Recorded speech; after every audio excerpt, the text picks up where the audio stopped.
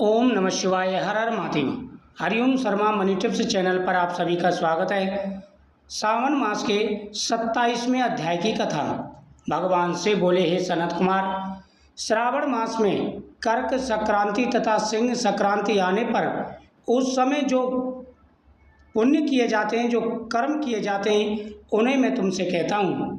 कर्क संक्रांति तथा सिंह संक्रांति के बीच की अवधि में सभी नदियां रजस्वला हो जाती हैं। अतः समुद्रगामिनी नदियों को छोड़कर उन सभी में स्नान नहीं करना चाहिए। जो ऋषियों ने यह कहा है कि अगस्त के उदय पर्यंत ही वे रजस्वला रहती हैं।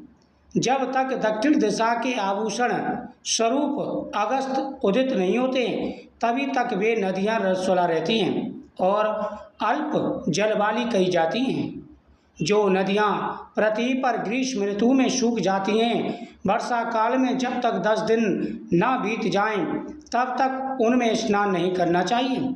जिन नदियों की गति स्वतः 8000 धनुष तक नहीं हो जाती, तब तक वे नदी शब्द की संज्ञा वाली नहीं होती, अब तो वे गर्त नदी कहलाती हैं।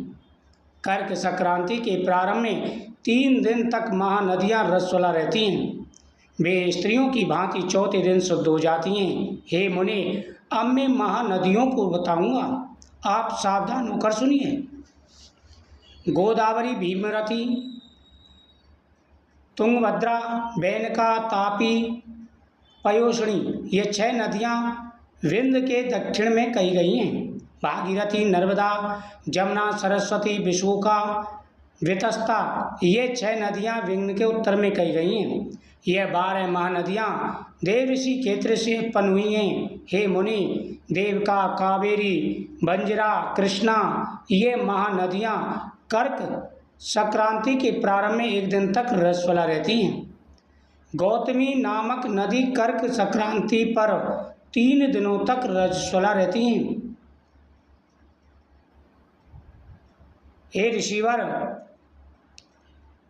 जो व्यक्ति इन बातों का ध्यान रखते हैं और साथ ही इस महीने में जो कर्म किए जाते हैं उनको अवश्य करना चाहिए। सिंह राशि में सूर्य के प्रवेश करने पर जब गोष्ठ में गौ प्रसव होता है, तब कोई अनिष्ट अवश्य होता है। अतः उसकी शांति के लिए शांति कर्म अनुष्ठान अवश्य कराना चाहिए। गंगा, जमुना, सरस्वती, ये नदियां पवित्र नदियां हैं। ये सबसे बड़ी नदियां हैं, महानदियों में कहा जाता है, और ये कभी रजस्वला नहीं होती। जो नदी रजस्वला है, अगर उसमें गंगा जल मिला दिया जाए तो उसका रजस्वला दोष भी भंग हो जाता है। इसलिए आप जब स्नान कर रहे हों तो माता गंगा का ध्यान करें या फिर गंगा जल मिला करके जल में स्नान करें।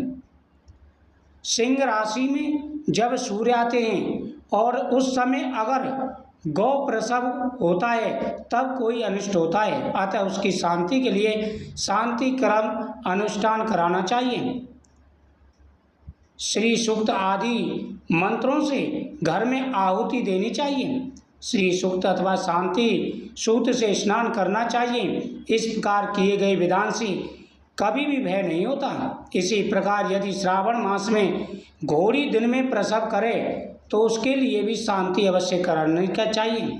हे सनत कुमार, अब मैं कर्क संक्रांति में, सिंह संक्रांति में तथा श्रावण मास में किए जाने वाले शुभ दानों का वर्णन करूंगा।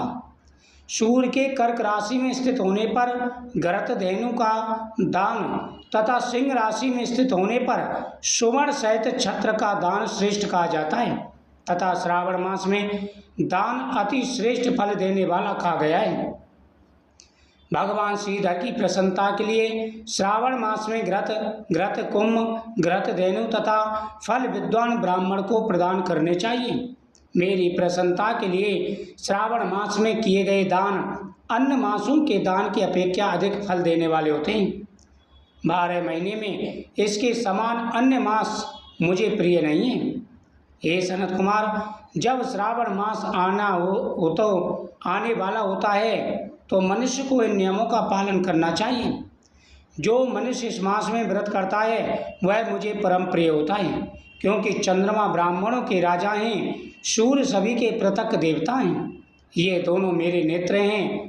कर्क तथा सिंह की दोनों संक्रांतियां जिस मास में पड़े उससे बढ़कर किसका महत्व होगा। जो मनुष्य श्रावण मास में पूरे महीने प्रातः काल स्नान करता है वह 12 महीने के प्रातः स्नान का फल प्राप्त करता है। यदि मनुष्य श्रावण मास में प्रातः स्नान नहीं करता तो 12 महीने में किए गए स्नान का फल निष्फल हो जाता है।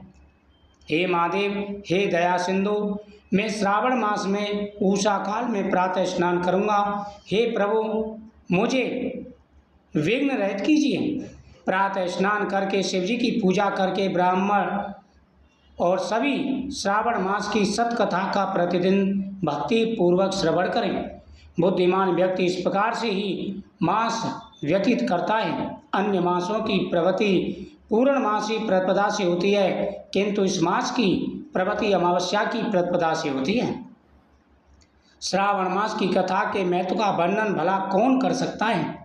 इस मास में व्रत, स्नान, कथा श्रवण आदि से जो 7 प्रकार की वंद्या स्त्री होती हैं वो भी सुंदर पुत्र प्राप्त कर लेती हैं।